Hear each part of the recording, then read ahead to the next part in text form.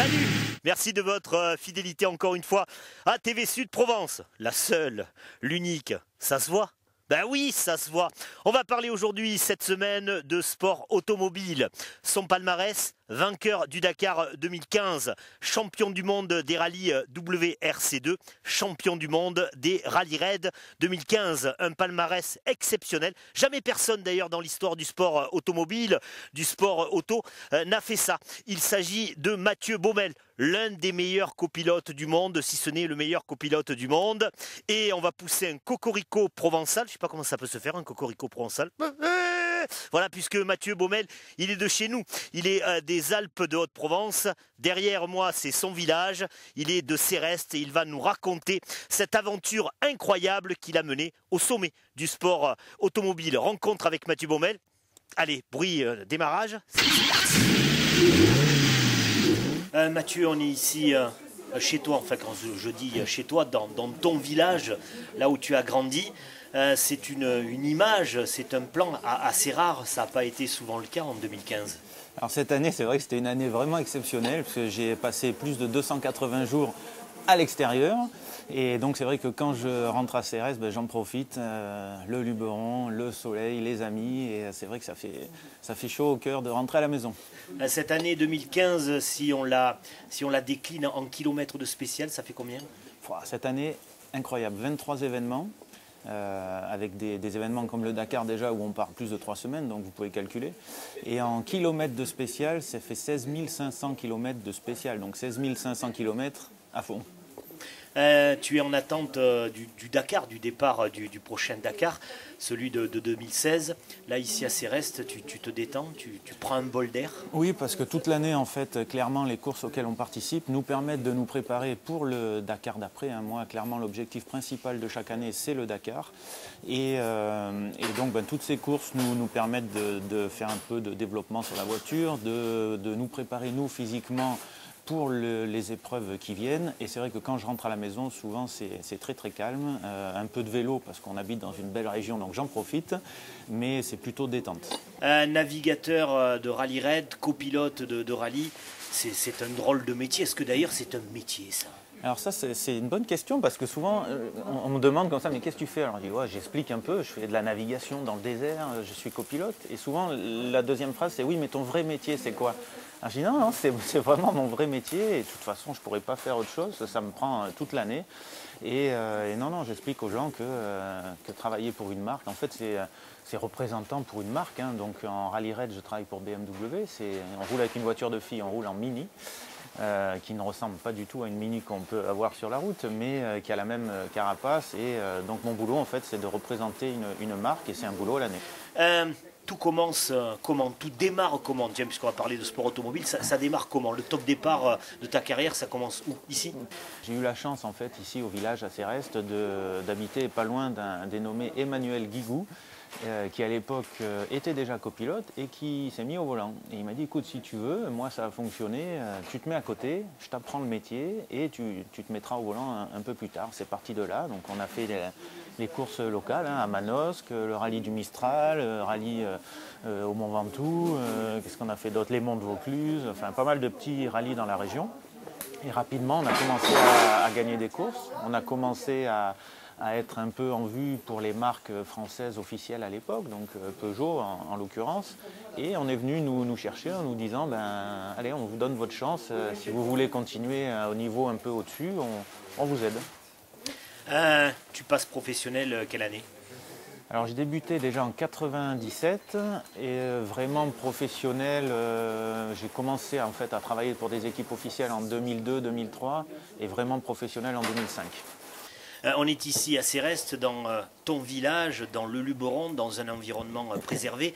Tu pratiques un sport où on consomme pas mal d'essence, qui est vu comme assez polluant. Ça ne te pose pas un problème moral? Il y a pas une... Tu parlais de ton besoin d'aller avec ton vélo dans la nature. Il n'y a pas une contradiction là? Oui et non. Après, en premier lieu, déjà, le sport auto est très important pour tout le monde, hein. Tout ce que nous, on va développer sur nos voitures de course, vous allez le retrouver après un jour sur vos voitures de tous les jours. Donc, ne serait-ce que le contrôle de trajectoire, l'ABS, le freinage, tout ça, c'est des choses qui ont été testées avant en course. Donc, si on ne le fait pas, la sécurité sur les routes aujourd'hui ne s'améliore pas. Donc ça, déjà, c'est un bon point.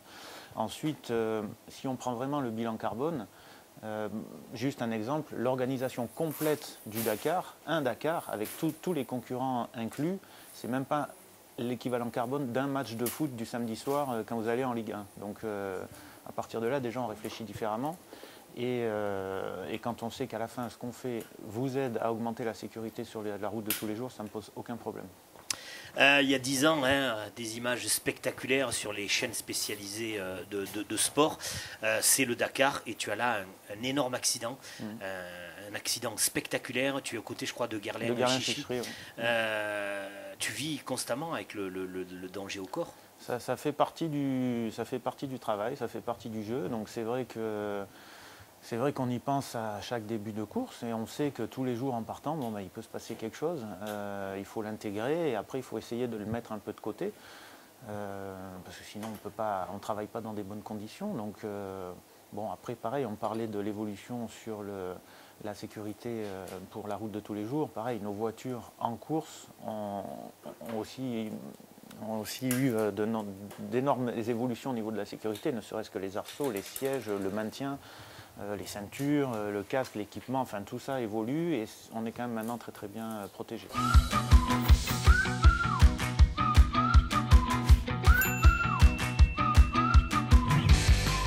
Mathieu, on a changé, ça se voit évidemment d'endroit, on est chez toi et devant deux trophées importants, celui de champion du monde WRC2 2015 et puis le fameux que tout le monde connaît, le fameux trophée du Dakar.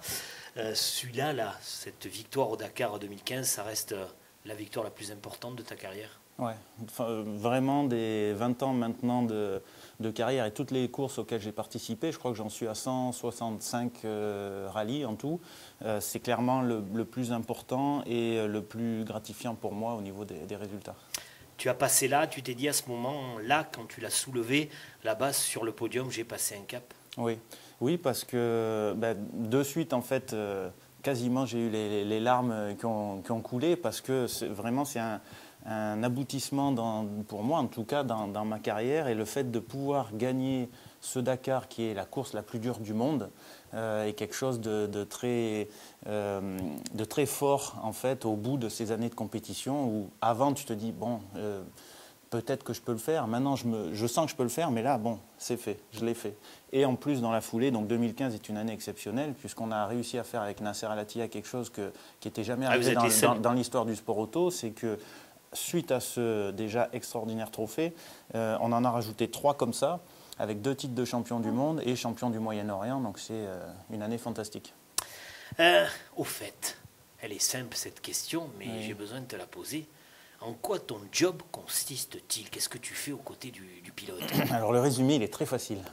J'ai mon pilote qui conduit et le copilote navigateur s'occupe de tout le reste. Donc tout le reste, c'est vrai que c'est une partie qu'on ne voit pas trop à la télé ou en tout cas dans les résultats, mais c'est une grosse partie de logistique avant la course, puisqu'il faut bien tout organisé. Donc il y a notre équipe d'assistance, il y a les logements, il y a la nourriture, il y a les assurances, il y a la logistique de la course en elle-même. Donc préparer les reconnaissances quand c'est du rallye traditionnel, préparer la prise de notes et de l'autre côté en rallye raid, essayer d'imaginer ce qu'on va découvrir. Donc je dois aller piocher dans mes années antérieures, essayer de trouver les spéciales auxquelles on a déjà participé et sortir de là-dedans les portions que je pense être similaires à ce qu'on va avoir cette année, parce qu'encore une fois, je ne connais pas.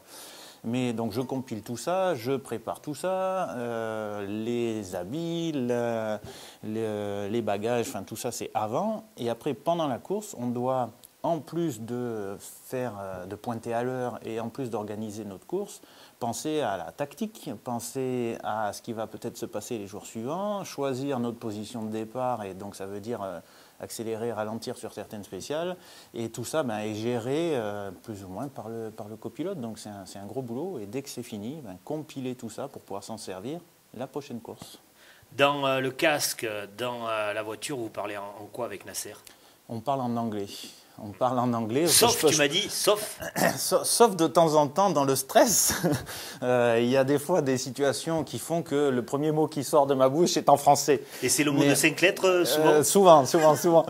Donc là, il a déjà intégré ce mot-là et il sait qu'il y a quelque chose de bizarre. Ça, il sait le dire en français. Donc il ralentit, il sait le dire, il ralentit. Voilà. Ouais. Non, mais sinon, j'essaye d'avoir quelques mots en arabe. Lui commence à comprendre le français, donc... On s'entend bien vraiment dans la voiture, on a une osmose parfaite. Ouais, tu m'as même parlé, ça a accroché mes oreilles, ça a retenu mon attention. J'évoquais un binôme, tu m'as parlé presque, tu l'as dit, un couple. On est un couple. Ah, complètement. Cette année, regarde, 280 jours avec Nasser, donc beaucoup plus qu'à la maison avec ma femme et les enfants. Donc forcément, on se connaît très très bien, parce que c'est du 24-24. Hein, c'est pas seulement je monte dans la voiture, c'est 24-24. Sur le Dakar, par exemple, on habite dans le même camping-car. Donc il faut vraiment s'entendre avec la personne avec laquelle tu travailles. Et là, pour le coup, moi je prends ça pas vraiment comme un travail, mais comme du plaisir. Tous les matins, ça me fait plaisir d'aller avec Nasser, essayer de gagner la spéciale, essayer de gagner la course. Et c'est pareil pour lui. Donc au final, on s'entend tellement bien qu'on a des fois même plus besoin de parler entre nous. Un petit geste suffit et l'autre répond de suite, ou en tout cas a compris ce qui se passait, et ça permet de voir les choses beaucoup plus calmement. Alors tu sais évidemment qu'ici dans ton village natal, mais plus généralement dans les Alpes d'Haute-Provence, on est fiers de toi, et que tous les soirs on va regarder, scruter la télé pour avoir les résumés, savoir où notre Mathieu est placé. Pour terminer cette émission, je vais te dire le mot de 5 lettres que tu dis parfois à Nasser quand le danger arrive. Merde, Mathieu, pour ce Dakar 2016. Merci à vous, et puis suivez-moi sur Internet et à la télé.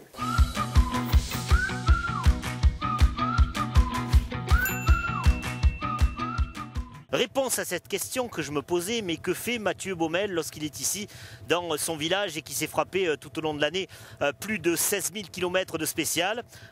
Il remonte dans une voiture et il refait un petit peu de rallye. Allez.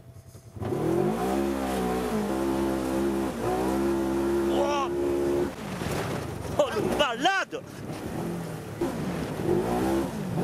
Oh là là là là là là là là! J'ai mes fesses qui sont en train de manger mon caleçon!